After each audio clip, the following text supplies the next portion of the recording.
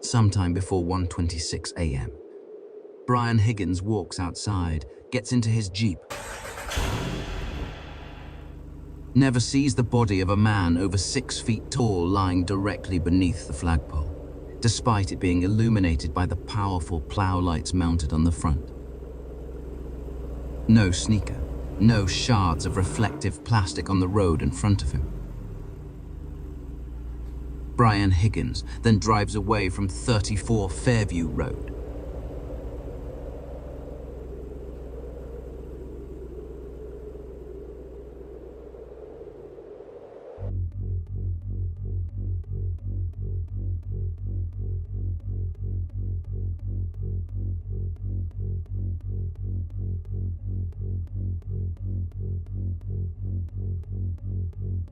It's 1:26 a.m. We will first see Brian Higgins arrive to the police station as viewed from the rear parking lot camera. It is mounted on the back corner of the Sallyport garage.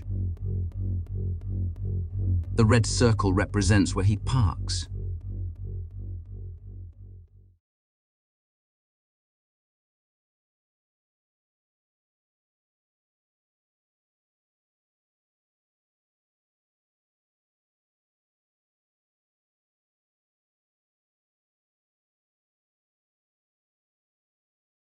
He exits the vehicle.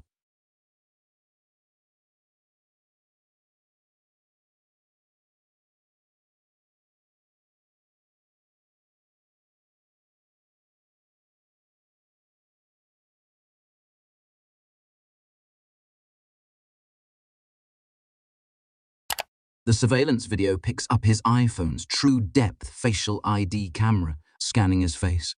This means he's looking directly into his device.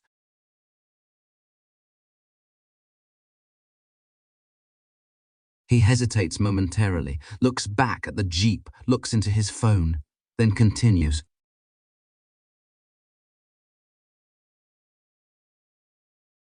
While he's outside, Brian will be using his phone quite a bit. Next, we see him pass in front of the small island containing a tree and a light pole. The camera is mounted here.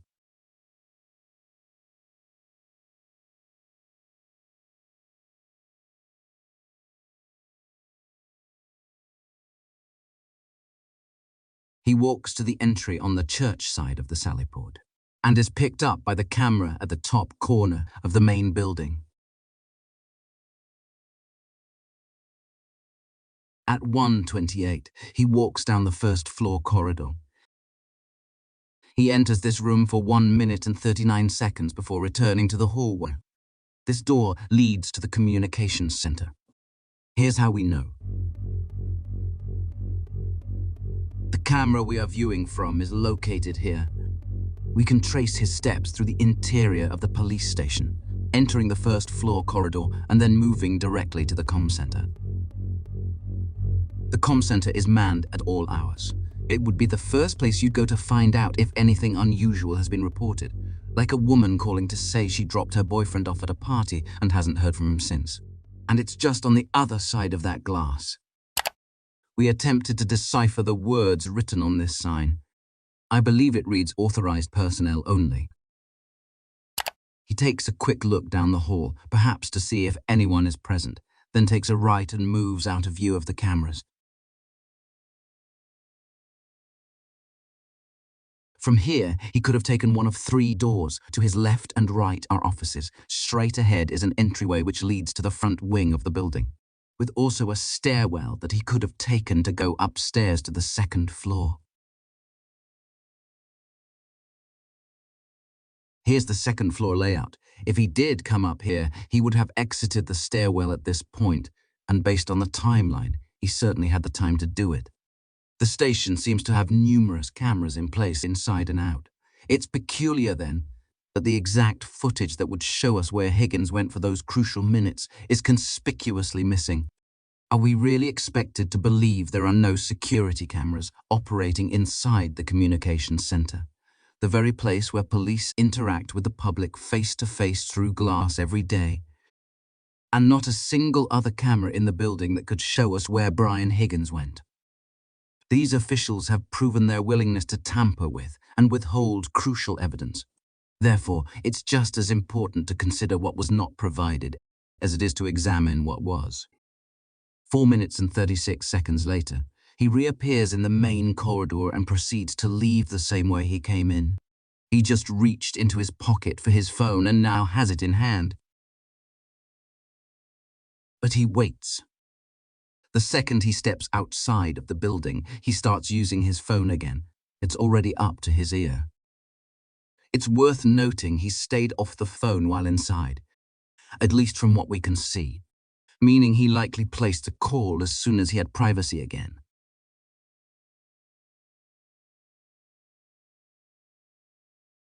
Higgins enters frame right and approaches the Jeep,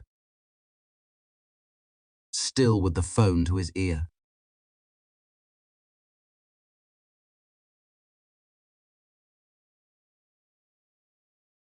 He walks between the Jeep and the large pickup and heads straight for the vehicle in the rear of the parking lot. We know this because we see his long shadow moving that way behind the Jeep. Higgins stands outside the vehicle briefly,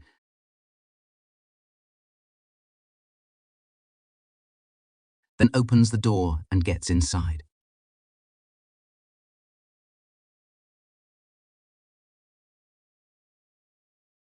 The tail light illuminates, indicating he starts the vehicle. It is located approximately here. He first turns on the windshield wipers,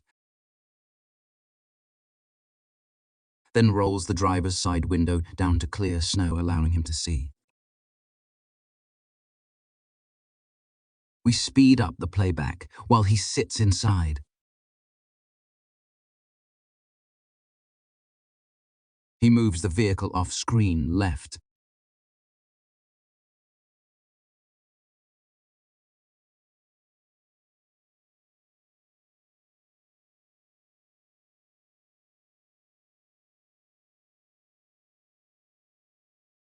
He reappears and clears both windshield wipers from a third vehicle.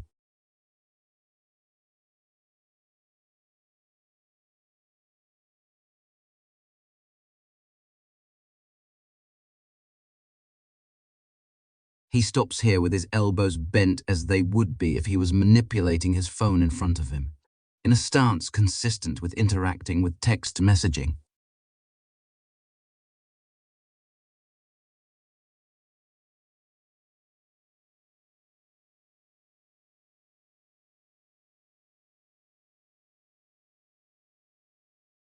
He focuses on his device for about 18 seconds,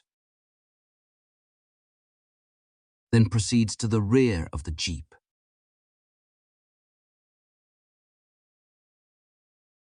And returns to open the driver's side door, most likely to fetch the keys for the large truck, a fourth vehicle, which lights are triggered as he remotely unlocks it, then enters to start the engine. The lights flicker again when he opens the door.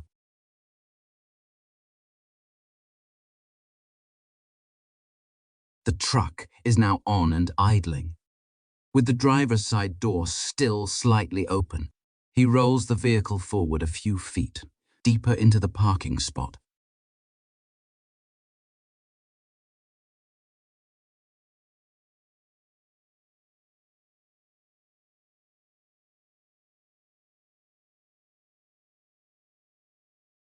He opens the passenger side door of the third vehicle, reaches in.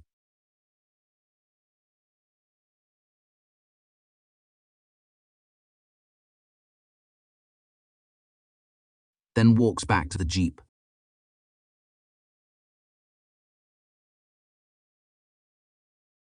And seems to do the same thing there, opening the door momentarily.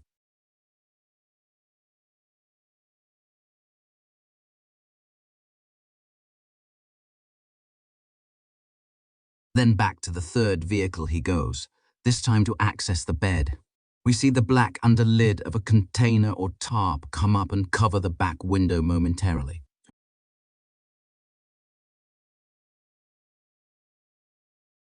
He reaches in, throws a large duffel bag over his shoulder, and closes the lid.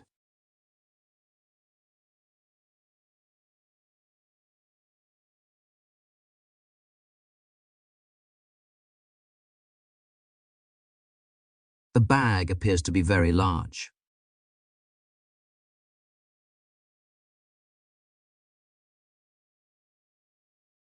He opens the driver's side door of the Jeep.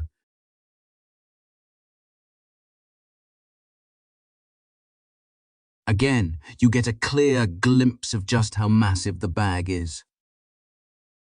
He walks to the back of the Jeep and places it inside.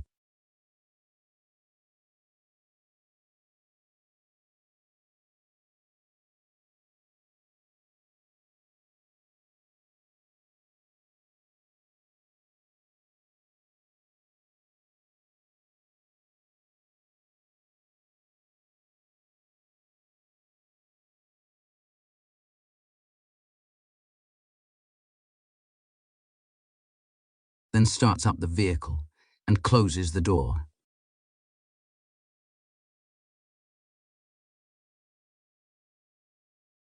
Returning to the third vehicle, he opens the passenger side door. He's looking for something towards the back seat.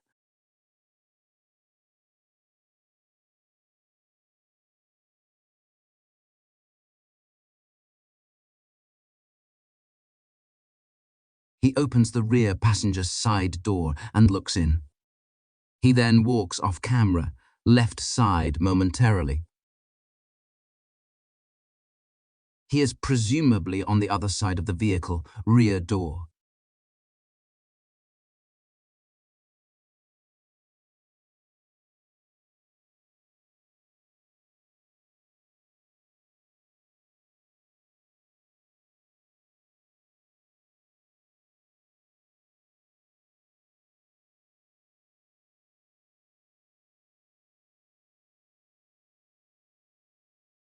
He returns to the Jeep yet again to do something.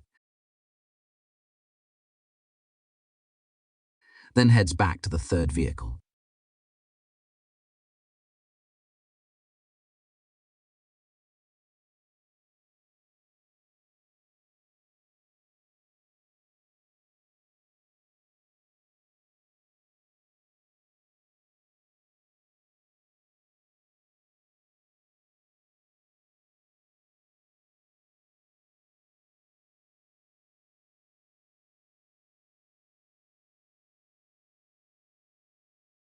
We see him walk back into frame, this time holding some kind of poled tool, possibly a snow brush.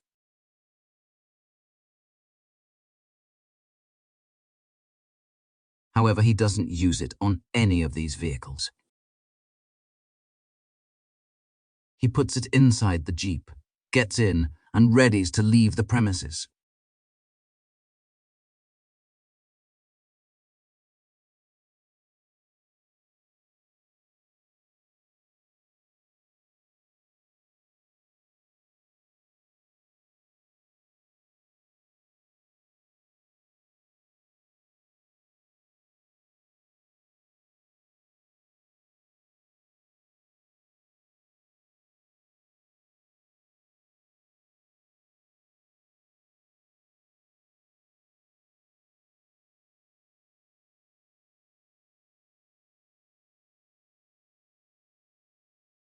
And finally, he drives off into the night.